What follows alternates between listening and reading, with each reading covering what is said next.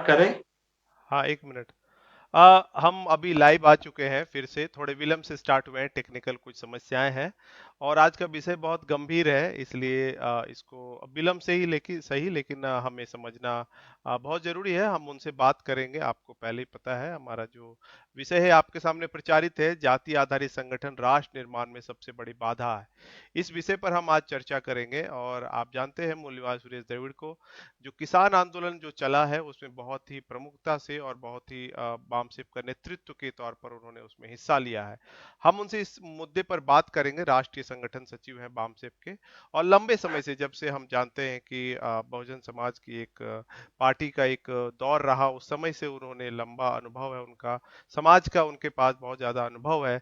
तो हम उनसे वार्तालाप करेंगे विस्तार से। तो हम विलंब नहीं करते हुए, चूंकि हम थोड़ा लेट हो ही चुके हैं, तो हम सबसे पहले स्वागत करते हैं सर का। सर, आपका बहुत बहुत अभिनंदन है और स्वागत है आपका इस कार्यक्रम में। जी, और जी धन्यवाद जय, जी। जी जय भीम, जय मूल्यवाद। तो हम सर आपसे सबसे पहले ये जानना चाहेंगे, जो आपका अनुभव रहा लाइफ में, उसमें जो कास्ट को हम लोग, जो विषय आज हमारा है, जो जाति है, वो किस तरह से नुकसानदायक है? क्यों वो बहुजन समाज की सत्ता, शासन व्यवस्था सब जो है, सिर्फ जाति के कारण ही जो है हम हासिल नहीं कर पा रहे हैं? कहने को बहुत सारे ऑर्गेनाइजेशन है आज की तारीख में, लेकिन जो अगर हम देखते हैं पढ़े लिखे बुद्धिजीवी वर्ग भी है, वो भी मतलब कास्ट के नाम से वो अपने आप को इकट्ठा करता है, लोगों को इकट्ठा करता है। चाहे हम बिहार की बात करें या फिर झारखंड की बात करें, तो या आदिवासी महासभा, या फिर इस तरह का रविदास महासभा, या फिर उधर हम देखें तो जाट, इस तरह अगर हम देखते हैं, तो लोग, पढ़े लिखे लोग भी कास्ट को अपना मतलब पहचान मानते हैं और उसी के तहत लोगों को इकट्ठा करते हैं। तो सर आप बताइए, जो अनुभव रहा आपका, आपके आपके जीवन का, कास्ट को आप कैसे देखते हैं, कितना नुकसानदायक है? जी सर। मनोज जी, आपका बहुत बहुत धन्यवाद।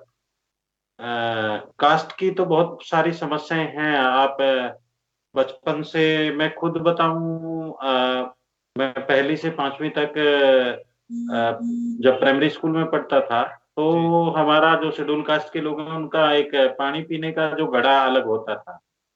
और जब हम लगभग चौथी कक्षा में आए, जी तो तब जा करके वहाँ अलग से एक सामूहिक जो टूंटियां, जिसको नल कहते हैं, पंप लगाया गया बच्चों के लिए। जी उससे पहले हमारे मटके अलग होते थे। कई बार हमारे मटकों में पानी खत्म हो जाता था, तो हम वो दूसरे मटकों से पानी नहीं पी सकते थे। ये मेरी अपनी, मैं हालांकि मेरी ज्यादा उम्र नहीं है, 46। ये मतलब उस दौर की मैं बता रहा हूँ, जब मैं प्राइमरी स्तर में पढ़ता था। जी इसके साथ आप और भी अगर आप देखेंगे, जैसे हम स्कूल से आते थे, गर्मी होती थी, तो गांव में कई बार, हालांकि लोगों में ये इंसानियत थी, पानी पिला देते थे। जी लेकिन पानी जो पिलाने पिलाते थे, तो वो हमें ऐसे करके, हम बैठते थे, पानी ऊपर से वो पानी डालते थे, हम ऐसे करके पानी पीते थे। जी मतलब इस तरह की, मतलब एक बच्चा या अगर छोटा, मतलब वो किसी के घर में अगर पानी रखा तो पानी नहीं पी सकता था। जी तो ऐसी परंपरा, जबकि उसमें अगर हम देखें उस गांव में, जहाँ स्कूल से हम अपने घर तक आते थे, वो भी मूल निवासी लोग थे लगभग। उसमें ज्यादातर जो जाट जाति है, किसान जाति के लोग थे, लेकिन जी एक ऐसी परंपरा थी कि जाति के कारण इस तरह की, मतलब के बंदिशें थी। जी और ये बंदिशें केवल यहाँ तक नहीं, मैं अब मतलब खुद के जीवन से जुड़ी ये घटना बता रहा हूँ।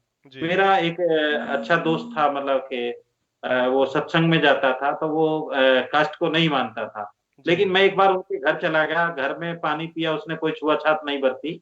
हम्म लेकिन मैंने स्कूल में आकर के ये बात बताई ना, अपने साथियों को, जब मैं छोटा बच्चा था, तो जी उसने उसकी इस बात को लेकर के ही, मतलब मेरे साथ झगड़ा कर लिया कि ये बात हम्म क्यों बताई। हालांकि वो नहीं मानता था। घर में उसने अच्छा व्यवहार किया मेरे साथ, जी लेकिन जब जैसे मैं स्कूल में ये बात मैंने पब्लिकली बताई सभी, हम्म मतलब छात्रों को, कि इनके घर गए थे हमने, ऐसा ऐसा, तो उसने उस बात को रिएक्ट करके हमारा आपसी, मतलब झगड़ा हो गया इस बात को जी लेकर। तो इस तरह की, ये जो केवल आप ये स्टूडेंट यहाँ पर आप देख रहे हैं, मतलब आपके जीवन में भी बहुत सारे लोगों के जीवन में इस तरह के पड़ाव मिलेंगे। बिल्कुल छोटी छोटी घटनाएं हैं, चाहे स्कूल जाने को लेकर के हैं, चाहे आपकी नौकरी लगने के इंटरव्यू को लेकर के हैं, चाहे आपके पेपर्स के मार्क हैं, असेसमेंट वगैरह, ये सारी घटनाएं आपको कदम कदम पर परेशान करती हैं। और इन घटनाओं से बहुत बड़ा आपका मनोबल भी गिरता है। हम्म आप मतलब जब आपके ऊपर इस तरह की घटनाएं आती हैं, तो आपकी जो एनर्जी है, आपको जो देश के विकास के लिए लगानी चाहिए, मतलब लोगों की भलाई के लिए काम जो करना चाहिए, तो आपकी जो इंसानियत पर जो दुष्प्रभाव पड़ता है, जी। तो उस दुष्प्रभाव से आपको बहुत बड़ा नुकसान होता है। मतलब खुद को भी, शरीर को, जब आदमी अगर संतुलित नहीं रहेगा, उसके दिल दिमाग पर अच्छा असर नहीं होगा, तो उसे बहुत बड़ा नुकसान होता है। मतलब वो उसकी एनर्जी है जो सही दिशा में लगनी चाहिए, वो नहीं लग पाती। और ये केवल यहाँ पर नहीं, ये अधिकारी लेवल पर भी होता है। आपको पता है, अभी मैं एक घटना और बता रहा हूँ। मैं ऐसी घटनाएं बता रहा हूँ जो जीवन से जुड़ी हुई। जी। मैं 2000 में जेबीटी की पोस्ट पर लगा हरियाणा में। हम्म। हमने उसका एक डाटा निकाला, तो उस डाटा में ये निकलता है, क्या उसमें 1200-1300 लोग जनरल मेरिट में शेड्यूल कास्ट के, बैकवर्ड क्लास के लोग आ जाते, लेकिन उस इंटरव्यू लिस्ट को डाउन में जो मार्क्स थे उनको डाउन किया जाता है। और डाउन करके, उस टाइम हरियाणा में शेड्यूल कास्ट में ए और बी होता था, उसमें तीन मतलब 320 पोस्टें ए वर्ग की थी, 320 पोस्टें बी वर्ग की थी। हम्म। लेकिन ए वर्ग के 260 लगते हैं, वहां 60 पोस्टें वीकेंट रह जाती हैं 320 हम्म। में से। बी वर्ग के 254 लगते हैं, वहां उनकी 66 पोस्टें वीकेंट रह जाती हैं। वैसे शेड्यूल कास्ट के लोग लड़ रहे हैं आपस में कि हमारा हिस्सा ये खा गई, हमारा हिस्सा ये खा गई, जी। लेकिन उसकी तरफ किसी का ध्यान नहीं था। हम्म। और उस समय जो सरकार थी, उस समय सरकार हरियाणा में माननीय ओम प्रकाश चौटाला जी की सरकार थी। ओम प्रकाश चौटाला जी भी मूल निवासी, लेकिन एक मूल निवासी दूसरे मूल निवासी के साथ है, उसकी सरकार में ऐसा होता है, तो ये हम्म। चिंताजनक है। चिंताजनक इसलिए है क्योंकि हम जो देख रहे हैं कि अभी आप ये स्थिति देखेंगे बहुत जगह। अभी आप बिहार में अगर देखेंगे, वहां एक मूल निवासी सत्ता में है, एक आदमी, लेकिन हमारा अपना आदमी है, लेकिन हम्म। वो किसके इशारे पर कैसे काम कर रहा है, कितना वो गंभीर है इंसानियत के प्रति, मानवता के प्रति, संविधान के प्रति, लोगों के कल्याण के प्रति, ये उस पर निर्भर करता है। वो गंभीर क्यों नहीं है, उसमें वो अपनी कास्ट के प्रति गंभीर हो सकता है, या अपने ही परिवार के प्रति गंभीर हो सकता है, देश के प्रति गंभीर नहीं है। तो ये जो स्थिति है, मानसिकता पर निर्भर करती है। और ये जो मानसिकता जो है, आपको पता है कि यहाँ के धर्म ग्रंथ के आधार पर होती है, आस हम्म। पड़ोस का आचरण है, व्यवहार है, उसके आधार पर निर्भर होती है। आसपास का जो आचरण और व्यवहार, वो ऐसा क्यों है, उसमें आप देखेंगे जैसे हमारे धर्म ग्रंथ है, हमारा जो साहित्य है, हमारा जो इतिहास है, वो सारी चीजें इसको प्रभावित करती। जी। और लोगों में जो रीति रिवाज हैं, परंपराएं हैं, बहुत सारे तो जाति के आधार पर निर्धारित किए गए। हम्म। ये जो है, ये बहुत खतरनाक स्थिति है। और ये इसमें हर आदमी, चाहे वो राष्ट्रपति हो, आपको पता ही है अभी जी। हमारे राष्ट्रपति जी के साथ क्या हुआ। और इस राष्ट्रपति जी के साथ नहीं, पीछे भी जो हमारे राष्ट्रपति थे उनके साथ भी ऐसा हुआ, जगजीवन राम जी के साथ ऐसा हुआ, हम्म। बड़े बड़े नेताओं के साथ ऐसा हुआ। उन्हें भी कास्ट का जो जाति के कारण कहीं ना कहीं उनका पीड़न होता है, भले ही वो साधन संपन्न हो, अच्छे पोस्ट पर हो, कहीं ना कहीं उन पर इस तरह के कटाक्ष हैं। या बहुत सारी ऐसी चीजें हैं जो जाति के आधार पर ही हैं, एक दूसरे को नीचा दिखाने के लिए, जो मतलब के चुटकुले जो बोलते हैं, जो कई बार वो हम्म। बहुत सारे जाति के आधार पर है, महिलाओं के ऊपर है, ऐसा मतलब आप देख रहे हैं समाज में। तो इस तरह उसके कारण जो है आदमी में विकृतियां आती हैं, और विकृतियों के कारण आदमी उसका मतलब रिएक्ट करता, उसके विरोध में मतलब जाता है, जो उसको सही दिशा में काम करना चाहिए वो नहीं कर जी। पाता, इस तरह का हम्म। चल। जी सर, मेरा जो एक बहुत महत्वपूर्ण सवाल हम आपसे पूछना चाहते हैं, जैसे आपने बताया कि हमने झेला और हम इस कास्ट के खिलाफ हम लड़ रहे हैं, संगठन के बैनर तले जो हमारे महापुरुषों ने जो आंदोलन चलाया उसको हम बढ़ा रहे हैं। लेकिन हमें ये बताइए सर कि जो पढ़े लिखे लोग लीड कर रहे हैं कास्ट को, जैसे मैं अगर इधर की बात करूं बिहार झारखंड की, तो इधर है यादव महासभा है, फिर रजक महासभा है, और सिर्फ भारत नहीं, वो ये लिखते हैं विश्व धोबी महासंघ विश्व। हाँ मतलब वो उसी कास्ट के लोग हैं और वो उसको मतलब पकड़ के रखना चाहते हैं, जबकि वो झेलते हैं। सर मैंने भी ऐसा अपनी लाइफ में बहुत सारा ये अनुभव किया है कि कास्ट जो हर व्यक्ति को झेलना पड़ता है भारत में। और अगर आप गांव में हैं तो एक अलग इशू है, लेकिन जैसे ही आप थोड़ा पढ़ लिख लेते हैं, ऑफिस में जाते हैं, तो आप ये कास्टिज्म झेलते हैं। लेकिन फिर भी वो जो लोग हैं वो क्या सोचते हैं, क्यों कास्ट के प्रति उनकी संवेदनाएं बनी रहती है, और वो कास्ट का मूवमेंट चलाते हैं, जाति आधारित संगठन चलाते हैं, जाति आधारित राजनीति चलाते हैं। अभी तो पूरा अगर हम बहुजन समाज की बात करें तो अधिकतर जो पॉलिटिक्स है वो कास्ट बेस्ड है। ये क्यों है सर? हम तो ठीक है, ब्राह्मण को हम गाली दे रहे हैं, धर्म ग्रंथ के बारे में बोल रहे हैं, ब्राह्मण की आलोचना कर रहे हैं कि उन्होंने कास्ट बनाया, लेकिन आज के तारीख में जब संविधान लागू है तो फिर ऐसा लोग व्यवहार क्यों कर रहे हैं? जी सुरेश सर। अ, सर वैसे एक तो आवाज पूरी साफ नहीं आ रही थी, लेकिन जो मैं समझा हूँ आपके सवाल से, जी। उसमें जो हमारे लोग जो कास्ट के आधार पर हम्म। जो संगठन बनाए हैं, हम्म। उनके बारे में शायद आप पूछना चाह रहे जी हैं। जी जी। तो ये जो कास्ट के आधार पर जो संगठन है, ये संगठन, इनका आज वर्तमान में ज्यादा नुकसान हो रहा है मुझे लगता है। और वो इसलिए नुकसान हो रहा है क्योंकि मैं जो कास्ट की मैं बात, अभी मैं पिछले संदर्भ से मैं अपनी बात करूँ, हरियाणा में शेड्यूल कास्ट में, ये मैंने जो भर्ती 2000 की बताई, उसमें मतलब शेड्यूल कास्ट में लगभग 42-43 जातियां थी उस समय में। हम्म। तो उसमें 36 के करीब एससी वर्ग में थी और 6 कास्ट एससी बी वर्ग में। जी। बी वर्ग में ज्यादातर जो है चमार जाति के लोग थे, हम्म। और एस सी ए वर्ग में वाल्मीकि और धानक जाति के लोग थे। जी। अब ये लोग अपने अपने संगठन चला रहे थे, ऐसा नहीं था कि चमार सभा भी थी और उधर क्या नाम है कबीर सभा, धानक सभा या वाल्मीकि सभा भी थी। लेकिन इन लोगों ने ये बिल्कुल भी नहीं देखा, ये चेक ही नहीं किया कि हमारी कितनी पोस्टें थी, कितनी भरी गई और वो क्यों नहीं भरी गई। मतलब आपस में हम लोग लड़ रहे थे, लेकिन जब हम ये नहीं देख रहे कि हमारे अधिकार क्या हमको ए बी बनने के बाद भी मिल रहे हैं या नहीं मिल रहे, हम्म। तो ये इस तरह की जो स्थिति थी, तो वो केवल हम प्रतिक्रिया में जो है जी। जातीय संगठन हमने निर्माण किए कि हम्म। अगर चमारों का संगठन है तो वाल्मीकियों को भी बनाना, वाल्मीकियों का है तो मारों को भी बनाना है, मारों का है तो जो खाती है झिम्मर है, सुनार है, उसको भी अपना संगठन बनाना है। हम्म। तो इस तरीके से हर जाति जाति के उसका महापुरुष है, हमारा भी महापुरुष होना चाहिए। हाँ। हमारा अगर एक जाति का महापुरुष है तो दूसरी जाति का महापुरुष नहीं है तो वो भी अपना एक महापुरुष खड़ा कर ले। हम्म। वो कभी कई कई लोग तो ऐसे हैं ये नहीं देखते कि उस महापुरुष की शिक्षा क्या है, उस महापुरुष ने क्या आपके लिए कोई कल्याण का काम किया, हम्म। क्या आपको आगे ले जाने का काम किया, क्या आपकी अच्छाई के लिए कोई काम किया। लेकिन कुछ भी आपकी अच्छाई के लिए, आपके कल्याण के, आपके विकास के लिए कोई काम नहीं किया। हम्म। लेकिन आपको फिर भी लगता है कि मेरी जाति का और एक बहुत बड़े पद पर, बहुत बड़े ओहदे पर ये गया है, यह चर्चित आदमी है। चर्चित मीडिया आपको पता किसको दिखाता है आजकल। तो लोग उसके कारण भी, बहुत सारे लोग अपनी जाति से जो प्रेम कर रहे हैं, वो देश के विकास के लिए भी बाधक है। और मैं समझता हूं कि जो schedule caste, schedule tribe, other backward classes के लोग हैं, उनके लिए भी घातक है। ये दोनों ही तरह इंसानियत, मानवता के लिए भी घातक है। मतलब उससे जो हमें सही दिशा में हमें जाना चाहिए, जो सही हमें चर्चा करनी चाहिए, हम वो चर्चा वहां नहीं कर रहे।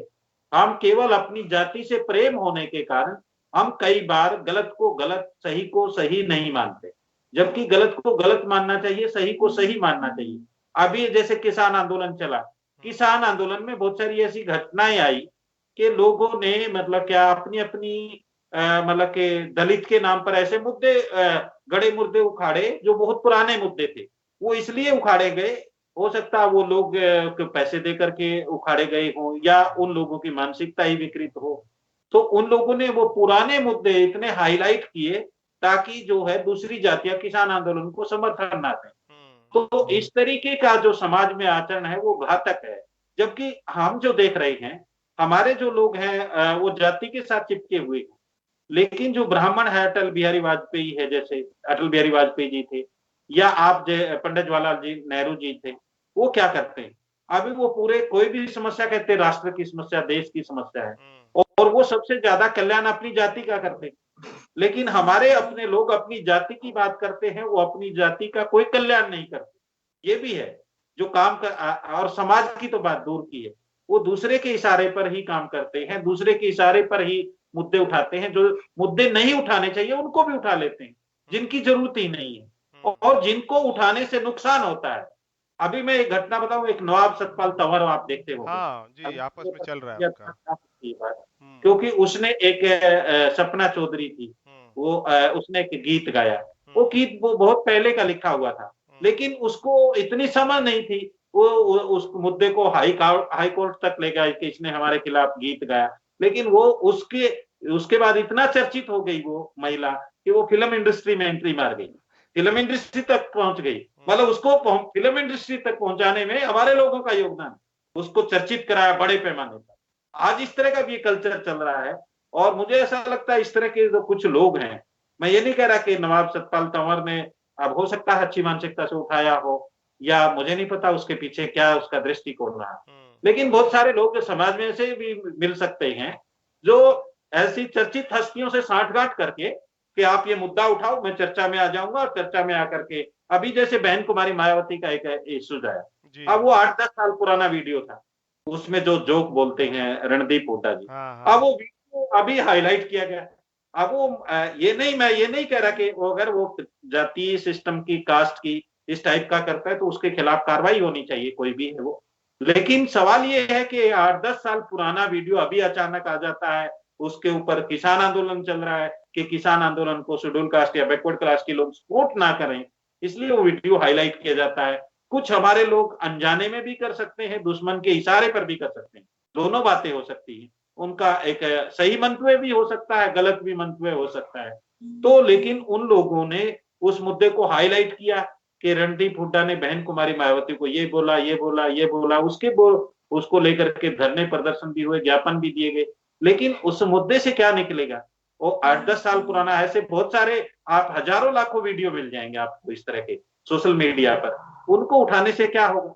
हमें समाज में जो आज किसान आंदोलन से किसान मजदूर की एकता स्थापित हुई है, उसको कैसे मजबूत करना है, और किसानों में भी उनकी मानसिकता में बदलाव आए, और हमारी मानसिकता में भी बदलाव आए, क्योंकि हम भी अपने आप को जो कमजोर मानते हैं, हीन मानते जी। हैं, अपने अंदर डर की भावना, उसका हमें त्याग करना चाहिए। और किसानों को भी, अगर वो किसी जाति को, किसी को कमजोर समझते हैं, नीचा समझते हैं या छोटा समझते हैं, वो उचित नहीं, उन्हें भी उनको उनके मान सम्मान में बढ़ोतरी करनी चाहिए, उनका मान सम्मान सम्मान करना चाहिए, स्वाभिमान का ख्याल रखना चाहिए, और भाईचारे और इंसानियत की मानवता को लेकर के आगे बढ़ना चाहिए। लेकिन जी। इस तरह की जो वीडियो उठा करके वो समाज का नुकसान हो रहा है। तो इस तरह आप बहुत सारी जातियों ने आप देखेंगे, एक कुरुक्षेत्र है, कुरुक्षेत्र में हर जाति ने अपने अपनी धर्मशाला बनाई।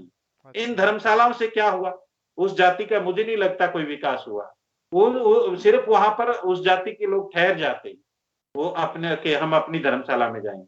और उन धर्मशालाओं के जो लोग हैं, ठेकेदार हैं, वो बड़े पैमाने पर कई तो भ्रष्टाचार में संलिप्त हैं। आप उनमें देखेंगे वो चंदे वगैरह का हिसाब किताब नहीं देते, या मनमाने तरीके से उसमें जो वहां की सभा है, धर्मशाला है, भवन है, उसमें कुछ मतलब घाटवाद कह देते हैं एक तरह हरियाणवी भाषा में, हम्म। उसमें से कुछ पैसा गबन कर जाते हैं, या ठीक तरीके से, लोकतांत्रिक तरीके से उस संस्था को नहीं चलाते। ऐसी बहुत सारी घटनाएं हैं।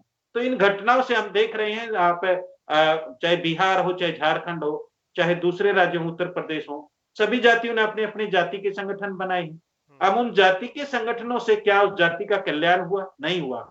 आप देखेंगे सिर्फ उन्हें धर्मशाला बना ली होगी, भवन बना लिया होगा, और वो धर्मशाला भवन भी कैसे बना लिया होगा? किसी मंत्री के पास गए होंगे कि सर हमें ग्रांट दे दो, वो मंत्री उसको ग्रांट देता है, तो वो फिर उसके जहां से जैसे हमारे बामसेप में भी रहा कि जहां से सहारा आता वहां से इशारा आता है, और मान्यवर कांसीराम साहब ने भी कहा है जहां से सहारा आता वहां से इशारा भी आता है। इसका मतलब कांसीराम साहब इस बात को जानते थे कि जहां से सहारा आएगा वहां से इशारा भी आएगा। तो इसी तरीके से अभी, और खापड़े साहब ने भी ये बात कही कि जहां से सहारा आता वहां से मतलब इशारा भी आता है। तो अब जहां से सहारा आएगा तो वो फिर ब्लैकमेलिंग करते हैं, वहां से इशारा भी आता है कि आपको ऐसे करना है, कि आपको हमने ग्रांट दी है तो आपकी जाति के लोग, या अपने हमारे कार्यक्रम लगवा आप हमारी बस्ती में, हम बिल्कुल। आपके मोहल्ले में, आपके गांव में, और वहां लोगों को बोलो वोट दो। तो वो लोग फिर उस मतलब के एक छोटी से काम के लिए बहुत सारे, मतलब सही आदमी को वोट भी नहीं दे पाते, कि सही आदमी को वोट देना चाहिए। इस जातीय भावना के कारण वो कितना ब्लैकमेल होते हैं, संविधान का अनादर करते हैं, एक अच्छे आदमी का चुनाव नहीं कर पाते, कितना बड़ा नुकसान हो रहा है देश का। मतलब ये हम सबकी जिम्मेवारी, हम सबको आज सोचना चाहिए जी। कि कितना बड़ा नुकसान समाज का हो रहा है इस जाति के कारण। और इस जाति के कारण केवल ये नहीं, देश की एकता और अखंडता को भी खतरा है। इस जाति की भावना के कारण लोकतंत्र के सामने एक चुनौती है, आप विकास की एक चुनौती है। कई बार क्या नाम है, किसी जाति का मंत्री है, वो क्या नाम है अपनी कई बार उससे जातीय लगाव हो जाता है, या किसी जाति को खुश करने के लिए उसका विकास कर, उसमें विकास के काम करता है, दूसरी जाति का अनादर करता है, उसके विकास के लिए काम नहीं करता। इससे विभाजन की प्रक्रिया भी बढ़ती है आपस में। क्या नाम है, हमें जो इकट्ठा होना चाहिए, देश के विकास के लिए काम करना चाहिए, लेकिन हम अपनी जाति के लिए काम करते हैं, जाति के बारे में ज्यादा सोचते हैं। तो इससे बहुत सारी समस्याएं हैं। जी इससे सर। इससे दूसरी समस्याएं भी पैदा होती हैं। जैसे रियासतें जब इकट्ठा हुई थी तो वो क्या नाम है, राजा महाराजाओं वाली, तो बहुत सारी चीजें इससे समस्याएं पैदा होंगी। और ये इन समस्याओं से हमें जो देश का सही मार्गदर्शन करना चाहिए। और जाति की भावना हमारी मूल भावना नहीं है, ये दुश्मनों की दी हुई पहचान है, हमारी पहचान नहीं है। इसको जी हमें खत्म करना चाहिए, जाति की पहचान हमारे रास्ते में रोड़ा है। सर, जी। एक एक और सवाल हम आपसे जानना चाहेंगे। आवाज आ रही है सर क्लियर अभी? हाँ, अभी ठीक आ रही है। हाँ, मैं एक इम्पोर्टेंट बात जानना चाह रहा था सर, कि जैसे आप जब बहुजन समाज पार्टी सत्ता में पहुंच रही थी, तो उसमें आपका बहुत बड़ा योगदान था उधर के एरिया में। आपने उनके साथ काम किया, तो वो आपने एक बहुजन जो कंसेप्ट है उसको आपने उसकी जो ऊंचाइयां हैं उसको हासिल करते हुए देखा है। लेकिन आज का क्या आपको लगता है सर, मतलब आप क्या, कौन सा चैलेंज अभी है, अभी हम उस तरह की ऊंचाइयों को क्यों नहीं हासिल कर पा रहे हैं? मूवमेंट तो एक तरह से कहे कि लंबा समय हो गया, और बहुत सारे लोग भी जुड़े। उस अपेक्षा में बात करें तो बामसेफ आज बाहर निकल आई है। मतलब अगर हम सिर्फ यूपी की बात, आज के डेट में बामसेफ फैला है, ज्यादा मात्रा में फैला है, लेकिन जो रिजल्ट होना चाहिए अभी वो नहीं दिख रहा है, जबकि उस समय यूपी में ही ज्यादा चला और रिजल्ट भी आया। तो उस दोनों के दृष्टिकोण में उस वक्त का समय और अभी का समय, आप क्या क्या लगता है सर, अभी क्या कमी है, क्या चीज आप देख रहे हैं कि ये कुछ कमी है? जी मनोज जी, बहुत अच्छा सवाल आपने किया। मैं इसको जी। लिखना भी चाह रहा था फेसबुक हम्म, व्हाट्सएप पे कई बार। जी एक चीज तो ये है कि मैं 89 में बहुजन समाज पार्टी से जुड़ा, और 89 से लेकर के मतलब 89 से लेकर के 96 तक, 1996 तक, तो मैंने दिन रात मतलब पार्टी के लिए बहुत काम किया। हम्म, बाद में मेरे कुछ मतभेद हो गए, वहां के जो पूर्व सांसद भी रहे हैं, बहुजन समाज पार्टी के अध्यक्ष थे अमन कुमार नागरा जी, हरियाणा। जी तो उस समय में कुछ मुद्दों को लेकर के मेरे मतभेद हो गए थे उनसे। लेकिन मैं कुछ चीजें जो मतलब मोमेंट के लिए मैं जो आपसे बातचीत करना चाह रहा हूँ। जी ये बहुत अच्छा दौर था जब उस दौर में हमने काम किया। उस दौर में सबसे बड़ी बात क्या थी कि मेरे घर, मेरे मैं नौकरी पर नहीं था, मतलब मेरे माता पिता मजदूरी करते थे। और मजदूरी करते हुए मेरे घर में मतलब बहुजन समाज पार्टी के कार्यकर्ता आते थे, एक एक महीना रुकते। हम्म, मतलब मुझे भी खुशी होती थी, मेरे परिवार के लोगों को भी खुशी होती थी। जी और मैं खुद भी, मतलब मेरे जो बहुजन समाज पार्टी के जो साथी थे उस समय में, उनके घर रुकता था, और उनके घर उनको भी बहुत खुशी होती थी। और उस समय में जो कर्मचारी लोग थे, उन कर्मचारी जो उनकी पत्नी थी, उनके परिवार के सदस्य थे, रात में 50 लोग भी उनके घर पहुंच गए तो उन्हें खुशी होती थी। रात में आटा जी गूंद के रोटियां बनाती थी, सब्जी हम्म, बनाती थी, और 50 लोगों को, 100 लोगों को भी, यहाँ तक मैंने कई जगह देखा, 100 लोगों को भी खाना खिलाया उन औरतों ने, एक एक दो दो औरतों ने। तो जी ये एक बहुत बड़ी भावना थी। ये एक भावना आज खत्म हो गई समाज में। आज आप देखेंगे जो कर्मचारी जो लोग थे, इसके साथ है, आज उन कर्मचारी, हम भी कर्मचारी हैं। हो सकता है कि बहुत सारे परिवारों में आज हमारी जो पत्नियां हैं, हमारी जो बेटियां हैं, वो 50-100 लोगों की रोटियां नहीं बने। बिल्कुल। उस समय के कर्मचारी थे जो, वो उनको मैंने देखा कि पूरी की पूरी तनख्वाह मतलब के पार्टी को दे दिया करते थे। ये बहुत बड़ी बात। और अब अपने घर को भी एक एक महीना उन लोगों ने नहीं देखा, अपने ड्यूटी को भी नहीं देखा, एक एक महीना गांव में रहते थे। हम स्टूडेंट होते थे, मैं कई बार हमारे पास पैसा नहीं होता था, हम विदाउट भी चले जाते थे, साइकिल से चले जाते थे, पैदल चले जाते थे, गांव में मीटिंग लेते थे। उसके बाद जो कर्मचारी थे जो बामसेप के नाम पर ही काम करते थे, वो गांव में आते थे। गांव में आकर के हम घर घर जाकर के लोगों को इकट्ठा कर लेते थे, उनको समझाते थे। और फिर धीरे धीरे हमारे अंदर ये क्वालिटी पैदा हो गई, हमने खुद समझाना शुरू कर दिया। तो ये एक बहुत बड़ी बात थी जो आज के आंदोलन में मुझे, वो ना बीएसपी में दिखाई देती, ना बामसेप में दिखाई देती, ना दूसरे संगठनों में दिखाई देती। फुल अम्बेडकरी आंदोलन के जो लोग, ये चीज आज घट गई है। इसकी जगह दूसरी चीज ने, जैसे सोशल मीडिया पे जो ज्यादा प्रचारित हो गया, हम्म, या कोई प्रिंट मीडिया, इलेक्ट्रॉनिक मीडिया में ज्यादा प्रचारित हो गया, लोग उसको नेता मान रहे हैं। हम्म, जबकि बीएसपी में क्या, मान्यवर कांशीराम जी को बामसेप के लोगों ने नेता बनाया, क्योंकि बामसेप के लोगों ने बताया कि कांशीराम साहब ने ये किया, कांशीराम साहब ने ये किया, ये त्याग किया। हम खुद बताते थे कि कांशीराम साहब ने ये किया, वो शादी नहीं कराएंगे, समाज के लिए जिएंगे, समाज के लिए मरेंगे। हमने भी उस आंदोलन को एक व्यक्ति से जोड़ा। शायद ये हमारी भूल थी। हालांकि मैं मान्यवर कांशीराम साहब का सम्मान करता हूँ, हम्म, वो मेरे लिए आदरणीय है। लेकिन उसके बावजूद मेरा एक ये सवाल उनसे जरूर है जो संस्थागत नेतृत्व और सिस्टम जो देना चाहिए था वो देने में वो शायद मुझे लगता है असमर्थ रहे। उनकी जो भावनाएं अच्छी थी, हो सकता है कि खापड़े साहब में, झल्ली साहब में, मान्यवर कांशीराम साहब में बहुत सारे मतभेद हुए होंगे समय के अनुसार, मैं उस पर नहीं जाना चाहता हम्म। किसकी कमी रही किसकी गलती रही। लेकिन मैं तो बीएसपी में जुड़ा, बीएसपी में जुड़ने के बाद मैं ये कमी महसूस करता हूँ कि मान्यवर कांशीराम जी मतलब जो एक सिस्टम जो बीएसपी में खड़ा करना चाहिए था उसको वो स्थापित नहीं कर पाए। ये कमी मैं महसूस करता हूँ। अगर वो इस चीज को स्थापित कर पाते, वहां लोकतांत्रिक पद्धति और संस्थागत नेतृत्व पैदा कर पाते, तो शायद आज हम इस देश में व्यवस्था परिवर्तन कर चुके।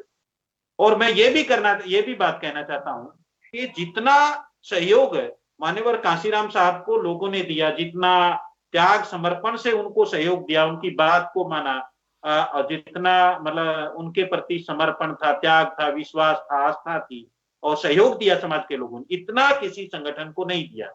और मैं ये कहता, मतलब मुझे नहीं कहना चाहिए कि अगर वो बामसेफ को समर्थन करे बहुत अच्छी बात है, लेकिन मैं इस कड़ी में ये कहना चाहता हूं, अगर इतना समर्थन लोग मुझे ही करके देखो, मैं कांशीराम साहब से ज्यादा पूरे देश में सरकार बना सकता हूं, मतलब इतने साथ सहयोग से इतना समर्थन अगर मिले। आज वो समर्थन उस रूप में किसी संगठन को समाज के लोगों नहीं दे रहे, इतना साथ सहयोग उस मात्रा में आज भी किसी संगठन को, मैं जैसे हम बामसेफ में काम कर रहे हैं, जी। अगर बामसेफ को तो बाम बहुत बड़ा परिवर्तन देश में कर सकता है। क्योंकि लोग कह रहे हैं परिणाम नहीं आ रहे, परिणाम नहीं आ रहे, परिणाम उस मात्रा में जब त्याग समर्पण नहीं है, लोगों का सहयोग नहीं है, लोगों का विश्वास नहीं है, हमें विश्वास करना पड़ेगा, उतना साथ सहयोग देना पड़ेगा तो परिणाम आएंगे। मैं लिख कर देता हूं, अगर इतना साथ सहयोग हम देंगे तो परिणाम आएंगे। लेकिन हम लोगों ने मतलब कि उस मात्रा में आज इतना साथ सहयोग नहीं, संगठन हमने बहुत बनाई, संगठनों के माध्यम से हम लोग काम कर रहे हैं, मतलब कि लेकिन उतना त्याग और समर्पण करने वाले लोग मतलब उस जमाने में जो लोग थे वो आज नहीं है। ये एक चिंताजनक स्थिति है, ये एक कमी है। अगर आज भी हम उस स्थिति को पूरा करने के लिए निकल जाए समाज में, उस तरह के लोग, मुझे लगता है कि अगर देश में 1000 लोग ऐसे निर्माण हो जाए उस जमाने जैसे, आज बहुत बड़ा परिवर्तन आज भी आ सकता है। इसकी कमी मैं हर संगठन में देख रहा हूँ, मैं अपने संगठन में भी इसकी कमी देख रहा हूँ कि अगर हम लोग इस तरह के लोग निर्माण कर पाए, घूमने वाले लोगों को कन्विंस करने वाले लोगों के दिमाग में कंफ्यूजन है उस समय। अच्छा, उस समय एक बात और थी, लोगों को एक जुड़ाव था कि हमारी जाति की पार्टी चाहिए, हमारे शेड्यूल कास्ट की पार्टी होनी चाहिए, ये भी भावना जो आज नहीं है। इस तरह की जो सामाजिक भावनाओं ने भी एक बड़ा काम किया उस समय जुड़ाव का, ये एक बड़ी बात थी उस समय जो आज नहीं है। आज लोगों में ये चिंता जरूर है कि अलग अलग संगठनों के इकट्ठा हो जाएं, अभी भी हो सकता है, लेकिन मुझे उससे ज्यादा महत्वपूर्ण बात ये लगती है किसी भी संगठन के लोग बड़े पैमाने पर उस जैसे त्याग समर्पण करने वाले निर्माण हो जाएं और संस्थागत जो पद्धति है, लोकतांत्रिक पद्धति है, जो लोकतंत्र, ये अगर हम अपना लें तो बड़े पैमाने पर हम सफल हो जाएंगे, उसी दिन हमारे जो गुलामी वो खत्म हो जाएगी। जी जी।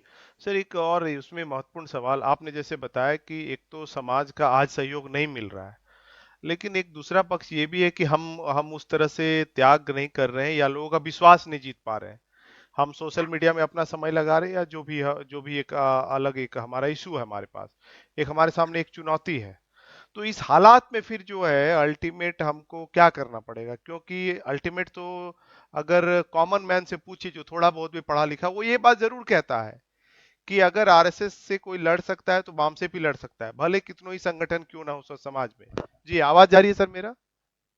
हाँ, आ रही है, मैं हाँ। सुनना। एक तो लोगों के मन में ये बात है सर कि आरएसएस के अगर कोई खिलाफ है तो वो वाम से भी है। एक तो ये बात है, लोगों को आशा है। और आज के डेट में मूल निवासी जो कंसेप्ट है वो लगभग लोगों हमें मुझे लगता है कि बहुत सारे लोग जो सोशल मीडिया से जुड़े हुए हैं, भले वाम से जुड़े हुए हैं या ना जुड़े हुए, डायरेक्टली इनडायरेक्टली वो अपना रहे हैं मूल निवासी संघ को, मूल निवासी कंसेप्ट को, मूल निवासी जो बात है। क्योंकि अंदर में लोगों की है ही कि हमें जाति छोड़नी चाहिए, ये बात तो है। कम लोग हैं जो जाति का लीडरशिप कर रहे हैं। अल्टीमेट जो सर जो सॉल्यूशन है इस चुनौती में भी, जो सॉल्यूशन है वो सॉल्यूशन को आप कैसे देखते हैं? क्या करना पड़ेगा? क्या हमारे सामने क्या मतलब उपाय क्या है जितनी चुनौतियां आज है? जी। मनोज जी, बहुत अच्छा सवाल है ये जी।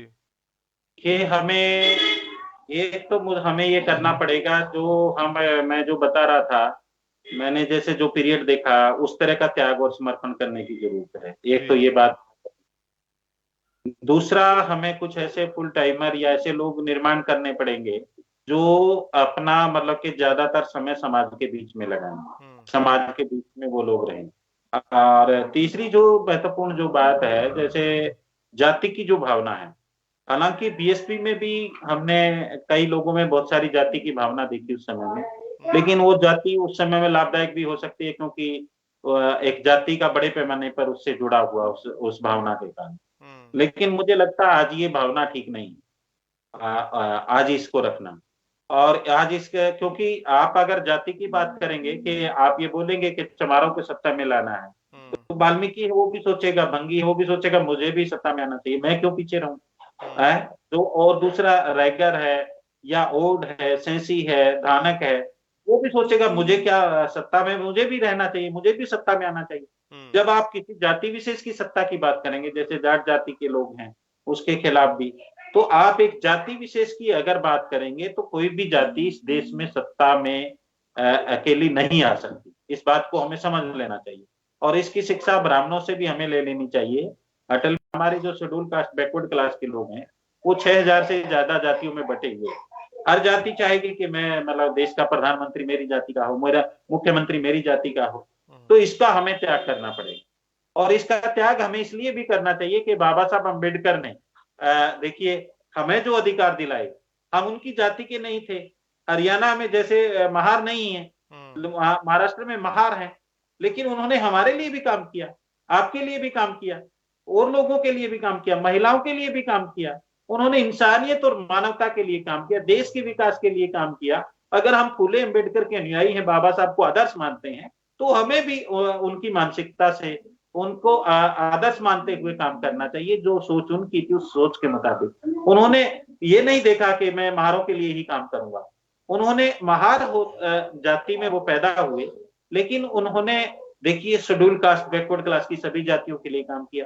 तो और बहुत सारी जातियों को वोट का अधिकार, जैसे आज किसान जातियों को अगर नहीं मिलता, हरियाणा में जैसे आज ओम प्रकाश चौटाला जी मुख्यमंत्री रहे, भूपेंद्र सिंह हुड्डा जी मुख्यमंत्री रहे, तो मुख्यमंत्री नहीं बन पाते। पंजाब में प्रकाश सिंह बादल जी मुख्यमंत्री रहे, तो तो वो मुख्यमंत्री नहीं बन पाते। और बहुत सारे नीतीश कुमार जी हैं, लालू प्रसाद यादव जी हैं, बाबूराम गौर हैं, जो शरद पवार जी हैं। हम्म। तो ये जो भी SC ST OBC की जातियां हैं, जो भी शूद्र जिनको कहा गया है, वो सारी उन जातियों के लोग तो मुख्यमंत्री नहीं बन पाते, वोट का अधिकार अगर सभी को ना मिला होता। तो हम्म। बाबा साहब ने केवल अपनी जाति के लिए नहीं, पूरे देश के लिए, पूरे देश की जनता के लिए काम किया। तो हमें भी बाबा साहब अम्बेडकर का अनुयायी होने के नाते पूरे देश की जनता के लिए काम करना चाहिए, पूरे देश के नागरिकों के लिए काम करना चाहिए। भारत का जो संविधान है उसको 100% लागू करने के प्रयास करने चाहिए, और वो 100% अगर देश का संविधान लागू होता है तो उससे देश का कल्याण होगा, देश का विकास होगा, और देश के विकास के लिए ऐसा जरूरी है। इस भावना से हमें काम करना पड़ेगा, और इसके लिए सबसे जरूरी है ट्रेंड लोगों का संगठन होना चाहिए। हम्म। तो उनको ट्रेनिंग देनी पड़ेगी, जो भी लोग हमारे साथ जुड़ते हैं। बिना ट्रेनिंग के ये काम नहीं चल सकता, क्योंकि लोकतांत्रिक पद्धति और संस्थागत नेतृत्व है, ये आचरण व्यवहार का मुद्दा है। हम बहुत सारे लोगों को मैंने ऐसे देखा है, वो लोकतांत्रिक पद्धति संस्थागत नेतृत्व की बात करते हैं, लेकिन उनके आचरण और व्यवहार में नहीं है। हम्म। जब वो बात करते हैं वहां बहुत सारी मतलब कि वहां डिक्टेटरशिप में बात करते हैं, डेमोक्रेसी के तरीके से बात नहीं करते, प्रेम प्यार के तरीके से बात नहीं करते। वहां वो उसको हड़काते हैं, बैठ जा तू मतलब, वो वहां पर उनका जो आचरण है जो उस तरह का नहीं है। बहुत सारे संगठनों में आप देखेंगे, वहां उनके अंदर आप देखेंगे तो वहां डेमोक्रेसी उनके अंदर नहीं लगती। तो हमें डेमोक्रेसी में एक दूसरे को कन्विंस करना होता है, एक दूसरे से प्रेम प्यार की भाषा में बात करनी होती है। तो इस बात इसको भी हमें अपनाना पड़ेगा। और जी। ट्रेनिंग जो मुद्दा है ये बहुत ही महत्वपूर्ण मुद्दा है, क्योंकि RSS के लोग हैं या RSS की में जो जातीय काम कर रहे हैं, जिनको बेनिफिट हुआ है जाति का, हम्म। वो जातियां नहीं, कभी नहीं चाहेंगी कि उनकी जातियों को का सम्मान खत्म हो, या उनका जो लाभ मिल रहा है उनको वो खत्म हो, क्योंकि उनको लाभ मिल रहा है। हम्म। उनके अंदर ये स्वार्थ की भावना, वो कभी नहीं चाहेंगे कि उनका ये सम्मान गिरे। बहुत कम जी। लोग हो सकते हैं उनमें जो जो इस तरह बदलाव चाहेंगे। हम्म। तो जो बदलाव नहीं चाहेंगे तो उनके खिलाफ तो फिर हमें जो लोग बदलाव चाहते हैं, हम लोग बदलाव चाहते हैं, हम देश में बदलाव चाहते हैं, संविधान के मुताबिक देश चाहते हैं, संविधान को लागू करना चाहते हैं, एक तरफ संविधान को लागू नहीं करने वाले लोग हैं। तो हमें सभी को इकट्ठा होना पड़ेगा, इकट्ठा होकर के व्यक्तिवाद को त्याग करके सुप्रीमोवाद को त्याग करके। क्यों व्यक्तिवाद और सुप्रीमोवाद क्या है? क्या आज कोई व्यक्ति अच्छा हो सकता है, कल बुरा हो सकता है? किसी आदमी फिजिकली प्रॉब्लम हो सकती है, मेंटली प्रॉब्लम हो सकती है, सेक्सुअल प्रॉब्लम हो सकती है, इकोनॉमिक प्रॉब्लम हो सकती है, परिवार की कोई प्रॉब्लम हो सकती है। अगर हमारा एक ही नेता है, उसको हाईजैक कर लिया जाए, या वो कहीं डूब जाए, या कुएं में गिर जाए, या उसका दिमाग काम करना बंद कर दे, हम उसको पीछे फिर भी लगे रहे हमारा नेता, हमारा नेता, हमारा नेता सवाल तो करना चाहिए। लेकिन वो आज इस कंडीशन में नहीं है कि हमारा को नेतृत्व दे पाएगा, उसका दिमाग इस लायक नहीं है। तो इसका निर्णय हमें करना पड़ेगा कि व्यक्तिवाद सुप्रीमोवाद को हमें संगठन के साथ जुड़ना है, ना कि व्यक्ति के साथ। लेकिन हमारे जो लोग हैं वो व्यक्ति के साथ जुड़ते हैं, संगठन के साथ नहीं जुड़ रहे। अभी भी बहुत सारे लोग मिलेंगे कि जब हमारी भी सोच नहीं थी, मैं खुद बामसेब के लोगों को ये समझता था कि ये दलाल है। मैं जब बीएसपी में काम करता था, मेरी खुद की भावना ऐसी थी कि ये बामसेब के लोग अच्छे नहीं है। लेकिन जैसे जैसे मेरा तजर्बा हुआ तो मुझे लगा कि शायद मेरी गलती। तो हमें ये देखना पड़ेगा, व्यक्तिवाद की भावना कुछ समय के लिए अच्छी हो सकती है, व्यक्ति अच्छा भी हो सकता है, बुरा भी हो सकता है। अगर अब व्यक्ति अच्छा है, आपको लाभ हो जाएगा। अगर व्यक्ति में कोई विकार आ गए तो फिर क्या होगा? फिर तो आपका पतन होगा। इसलिए आज व्यक्तिवाद है, उसको त्यागना पड़ेगा, सुप्रीमोवाद उसको त्यागना पड़ेगा। और बाबा साहब खुद देश देश में डेमोक्रेसी चाहते थे, डेमोक्रेसी इस देश को देने वाले हैं, दी बाबा साहब ने। तो क्या हमें उसको अपने संगठन में लागू नहीं करना चाहिए? हमें सभी को अपने संगठनों में उसको लागू करना चाहिए, उसके अनुसार ही हमारा आचरण और व्यवहार होना चाहिए। तो इस संबंध में हमें मिलजुल कर इस दिशा में जाना चाहिए। अगर हम ऐसा करेंगे, और ये स्टेप बाय स्टेप का भी आंदोलन है, इसमें बहुत सारी दिक्कतें हैं, बहुत सारी परेशानियां, एकदम सब पे कब्जा नहीं कर सकते, सब पे विजय नहीं हासिल कर सकते। हम उसमें निश्चित करें, निर्धारित करें, पहले एक चीज पे जीत हासिल करें, फिर दूसरी चीज पर जीत हासिल करें, फिर तीसरी चीज पर जीत हासिल करें। और मुझे लगता है कि हम उस दिशा में बढ़ रहे हैं। और बामसेब ने 26 एकड़ जमीन लेकर के नागपुर में ट्रेनिंग सेंटर बनाया, ये बहुत बड़ी उपलब्धि है बामसेब संगठन की, कि उसने ट्रेनिंग की दिशा में अपने प्रयास शुरू किए हैं। और बामसेब के कारण हजारों जातियों का जुड़ाव पैदा हुआ है, इससे राष्ट्र निर्माण है वो मजबूत होगा। तो ये भी एक अच्छी भावना मतलब निर्माण हुई है बामसेब के कारण, कि जाति जाति का जो अहंकार हमारे अंदर से खत्म हो रहा है हुआ, ये भी बामसेब के कारण हुआ। बामसेब के कारण बहुत सारे महापुरुष जिन्होंने इंसानियत और मानवता की बात की, उनका जो संदेश पूरे देश में फैला, ये भी बामसेब के कारण हुआ। ये बहुत बड़ी उपलब्धि है बामसेब।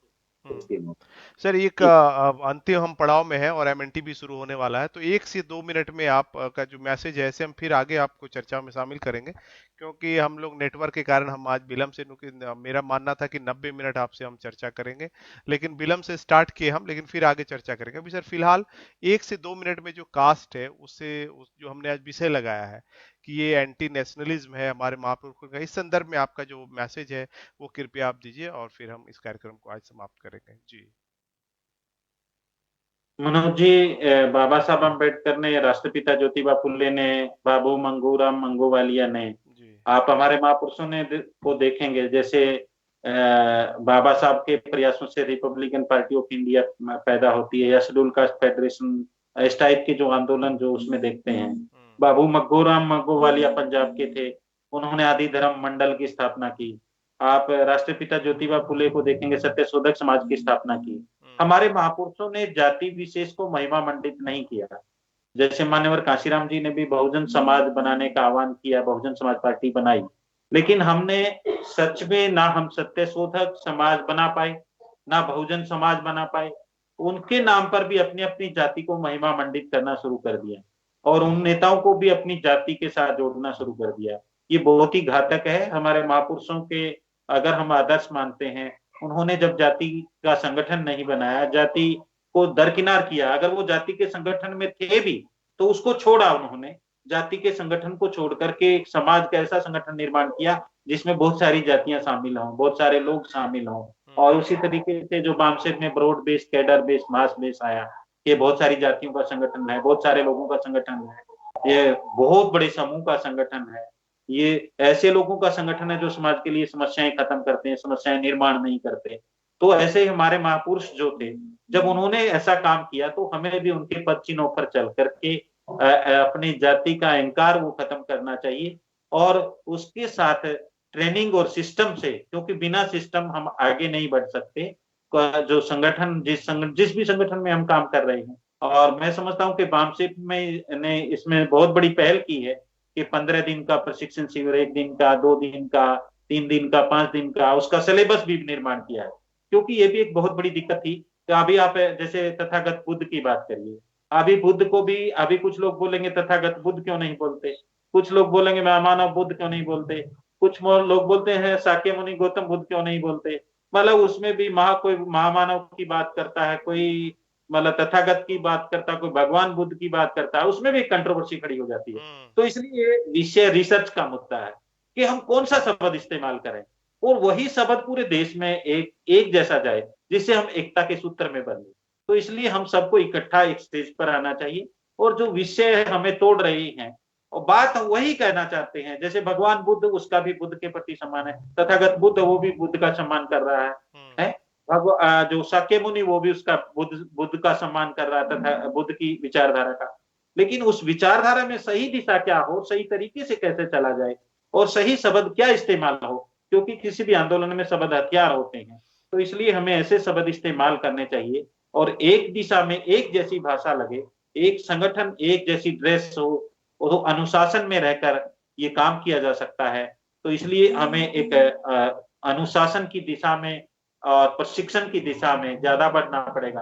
अनुशासन जितना हम खुद के अंदर स्थापित करेंगे, और संगठन के जो नियम है उनको मानेंगे, संगठन के निर्णय को मानेंगे, और निर्णय बनाने में भी सहयोग करेंगे, क्योंकि निर्णय बनाने में सहयोग करेंगे तभी उसको हम ज्यादा फॉलो कर पाएंगे, और संगठन ने जो निर्णय ले लिया उसको भी मानेंगे। तो उस तरीके से हम ज्यादा मतलब इसका सही दिशा में बढ़ सकते हैं। जो भी गैर बराबरी की भावना पैदा करने वाले लोग हैं, उनका मुकाबला कर सकते हैं, गैर बराबरी की भावना का खात्मा कर सकते हैं, उस नीच की भावना का खात्मा कर सकते हैं। तो इस दिशा में हमें बढ़ना चाहिए, और बामसेप जैसे संगठन का साथ और सहयोग देना चाहिए। कुछ लोग बोलेंगे कि बामसेप का भी ये निर्धारण भी हमें खुद करना पड़ेगा, क्योंकि संगठन कैसा हो, संगठन का क्या पैमाना हो, तो ये हमें खुद डिसाइड करना पड़ेगा। संगठन का एम ऑब्जेक्टिव क्या हो, उसके आइडियोलॉजी क्या हो, उसके प्रोग्राम क्या हो, उसमें डिसिप्लिन होना चाहिए नहीं होना चाहिए, उसकी अकाउंटेबिलिटी होनी चाहिए नहीं होनी चाहिए, उसमें मेंबरशिप, उसमें लीडरशिप, उसमें बहुत सारे ऐसे पड़ाव हैं संगठन के लिए। बहुत सारी चीजें हैं कि ये उसका एक पैमाना हमें खुद डिसाइड करना चाहिए कि मेरा संगठन कैसा हो, मेरे संगठन के एम ऑब्जेक्टिव क्या हो, मेरे संगठन की दिशा क्या हो, मेरे संगठन की कार्यशैली क्या हो। उस दिशा में अगर हम जाएंगे तो संगठन निश्चित रूप से गति करेगा। जिसके खिलाफ हम लड़ रहे हैं, तो उसका निर्धारण हमें करना पड़ेगा कि संगठन क्या हो, कैसा हो, कैसे काम करे, किस तरीके से बढ़े, उसकी चर्चा करने वाले लोग कैसे हैं, उसमें काम करने वाले लोग कैसे हैं, मैं खुद कैसे काम करूं, लोग कैसे काम करें। इसका निर्धारण अगर हम कर लेंगे तो संगठन सही दिशा में बढ़ेगा। आज इसकी जरूरत है हमें, इसको अपने इस दिशा में अगर हम बढ़ेंगे तो खुद निर्धारण कर पाएंगे, और ये सवाल खत्म हो जाएगा। बामसेप के बारे में भी कई लोग बोलते हैं उसकी बामसेप, क्या किसी व्यक्ति विशेष की बामसेप हो सकती है? क्या अकेला व्यक्ति बामसेप हो सकता है? क्या अकेला व्यक्ति संगठन हो सकता है? तो क्या एरिया विशेष की बामसेप होनी चाहिए? क्या पार्टी विशेष की बामसेप होनी चाहिए? बामसेप को हम ब्रॉड बेस में देखें, बामसेप क्या होनी चाहिए, उसको मास बेस में, कैडर बेस में अगर देखें बामसेप कैसी होनी चाहिए, तो उसके आधार पर हमें निर्धारण करना चाहिए कि बामसेप मूल निवासी बहुजन समाज के लोगों की है, ना मेरी, ना आपकी, ना किसी कि वो हम सबकी बामसेप है।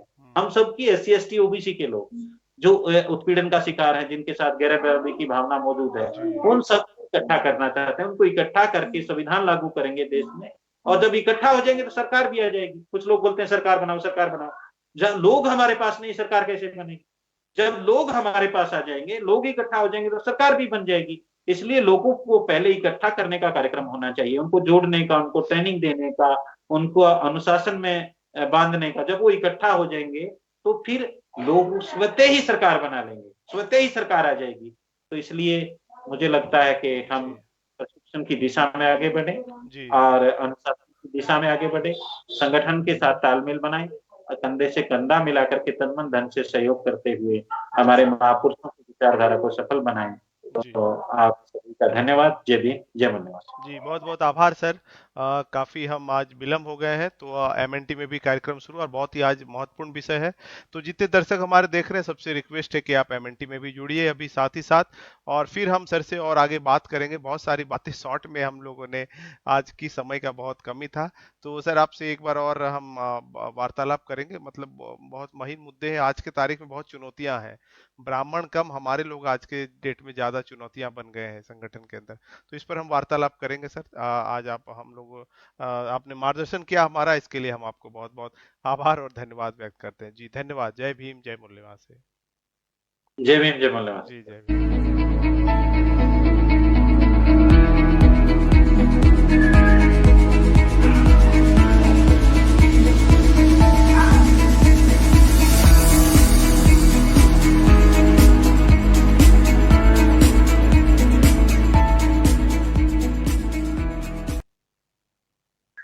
सर एक मिनट।